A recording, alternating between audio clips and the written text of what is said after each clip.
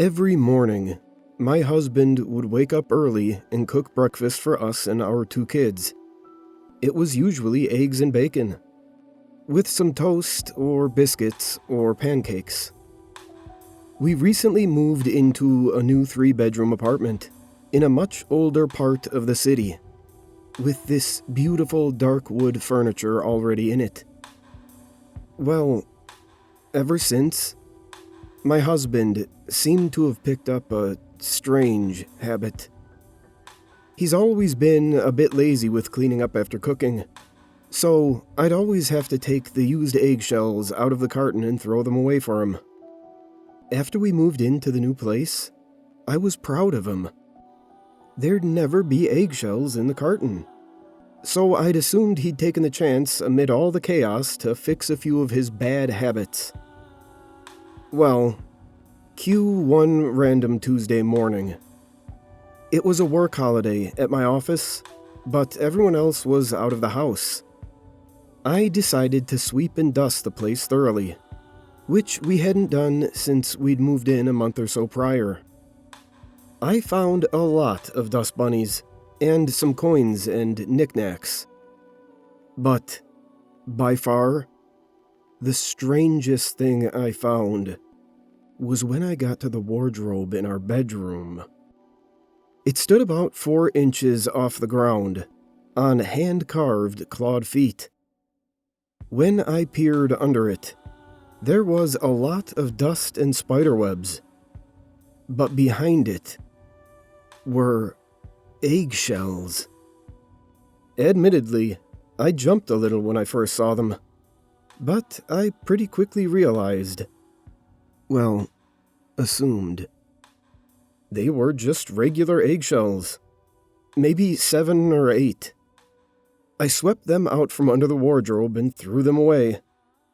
I figured they were from the previous owner, though I was thoroughly confused by why they'd be there, of all places. I cleaned again the next weekend. This time, I found eggshells under the couch.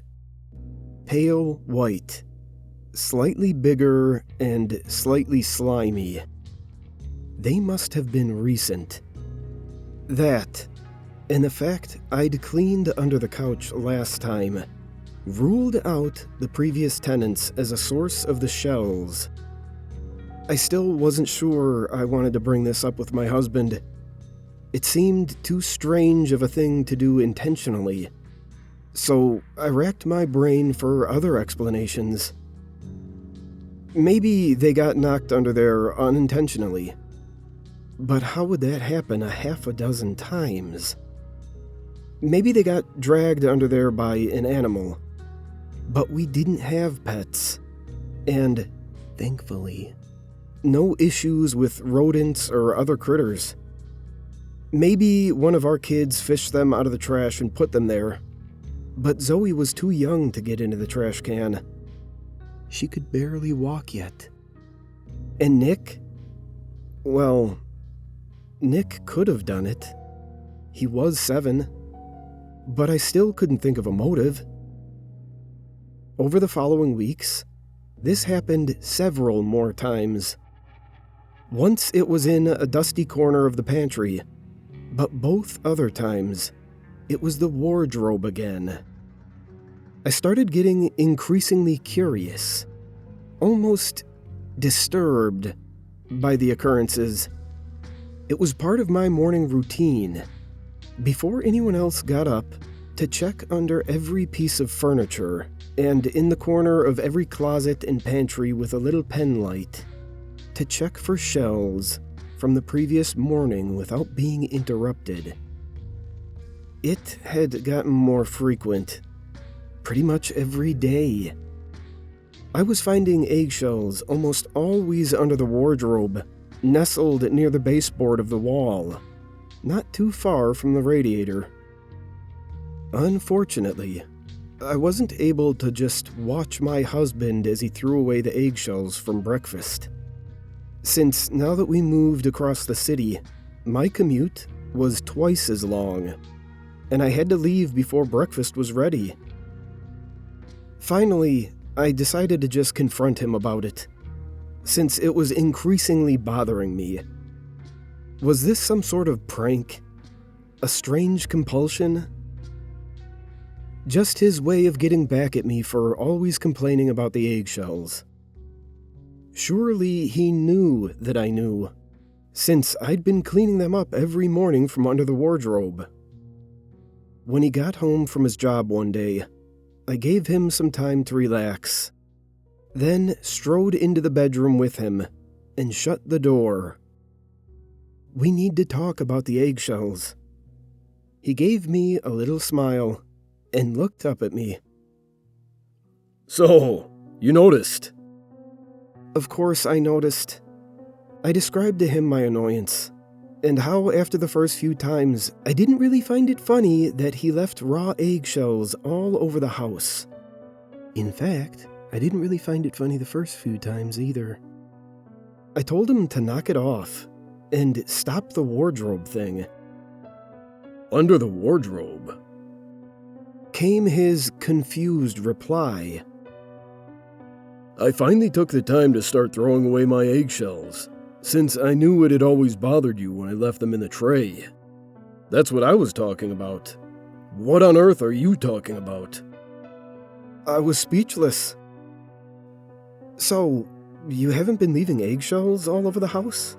Almost every morning I've been finding them. Under the wardrobe mostly. But I found them in the closets, in the pantry, in my bookshelf, in laundry piles. Hell, even under the blankets of our bed. If this is some sort of prank, you've definitely gotten me good. His look of confusion was amplified. Who do you think? Could Nick be doing it? Or is this some sort of prank on me? It can't be Nick. He's too squeamish around raw eggs. I tried testing the waters to see if it was him. He wouldn't even bring me an uncracked egg when I was baking cupcakes. Nick had always been a germaphobe, so his unwillingness to touch raw eggs didn't strike me as an act. Are there any shells under there from this morning? I had never considered checking under the wardrobe in the evening, so I did. I dropped to my knees and peered under it. And nothing. What about the other places? Intrigued, I grabbed my penlight. I'd been finding something every morning for the last week, so if there were any shells, I was sure I'd find them. I checked all the usual places. Nothing. I checked the kids' beds, the kitchen cabinets, under the fridge. Still not a sign of eggshells. They must be moved there overnight, I said, puzzled. I had never connected this to the eggshells, but I started noticing this odd skittering noise in the middle of the night. I would awaken, usually between midnight and 2 a.m., to a strange clicking, like claws on the hardwood floor. It would go away after a second, so I assumed it was the house settling, or maybe a ceiling fan downstairs rattling the floorboards. Rodents had been an early thought of mine, but a call to the previous tenants and a knock at my neighbor's doors confirmed nobody had ever had issues with mice, and we'd never noticed food going missing, holes being gnawed, or droppings. I couldn't understand why mice would move eggshells around, but it was the most likely explanation I had. So I put out some humane cage traps with lures.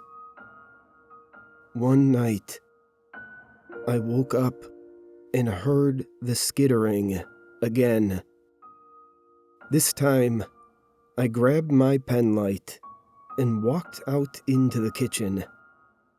I shone it around, but the skittering faded off and stopped. On the way back to bed, on a whim, I peered under the wardrobe. At first, I thought I saw the shells again. But then I realized I was mistaken. They were uncracked, whole eggs. My curiosity turned to shock, then to revulsion, as I realized they weren't ordinary eggs.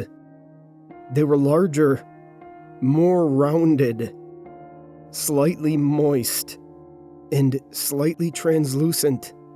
I could even see darkish blobs floating inside them. It took all of my self-control to not scream in horror, but I jumped and slammed my head into a shelf in the open per usual wardrobe.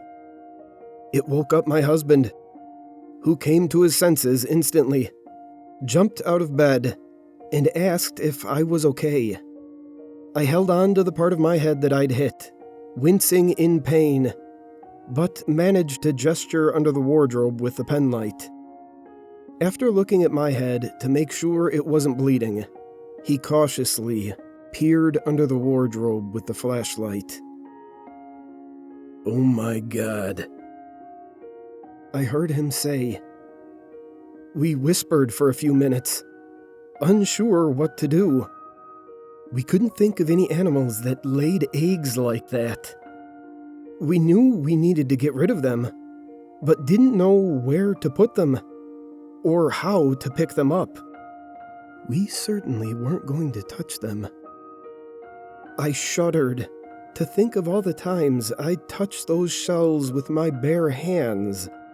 Once they'd mostly dried, my skin crawled as I realized whatever was hatching from those had done so possibly hundreds of times under that wardrobe.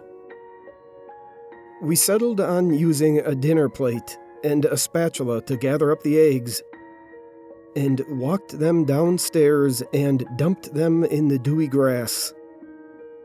My husband had suggested throwing them off the balcony, but I didn't like the idea of killing whatever was growing in those eggs, despite not knowing what it was. What if they were something cute? They were not something cute. The next night was by far the most horrifying night of my life.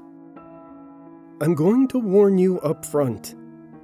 You might want to just stop here if you've experienced something similar long ago in your life, because you'd rather not know what it actually was. But here goes nothing. I'd felt a bit on edge ever since last night. I'd struggled to sleep at all. So I grabbed an iced coffee from the fridge and pulled an all-nighter writing in my journal about what had been happening and how my life was going. As the sun rose, I started feeling a little silly and figured the eggs were something innocuous, though I still didn't have the slightest clue what. I went to work, albeit with a bad headache, and everything seemed fine. I didn't bring up the eggs with my coworkers, since they would probably think I was crazy, or be grossed out and suggest something drastic, like fire. Maybe I should have considered that route. That night, I checked the house for eggs, then went to sleep, and was awoken by the usual skittering. This time, though, it was followed up by a muffled metallic clang and much more violent skittering. My heart skipped a beat. The trap must have caught some sort of animal in the house. I considered rousing my husband, but I figured I'd be brave. I took the penlight and peered cautiously around the door. The island counter blocked my view of the trap. As I carefully circumnavigated the counter, I caught a glimpse of the trap and screamed. It held a spider-like creature about the size of a rat, or a small dinner plate if you counted its legs. I dropped the light in shock, and it broke, engulfing the room in darkness. I heard more skittering behind me, and a hiss from the monster in the trap. My eyes were still adjusting to the darkness, but I could see movement out of the corner of my eye.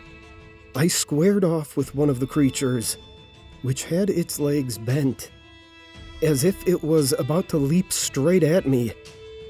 Looking around frantically, I realized my only remaining option: up. I grabbed the cord to the attic door and pulled. Something soft and light fell on my head and rolled off my back. But I grabbed the ladder and yanked it down, never taking my eyes off the spider thing.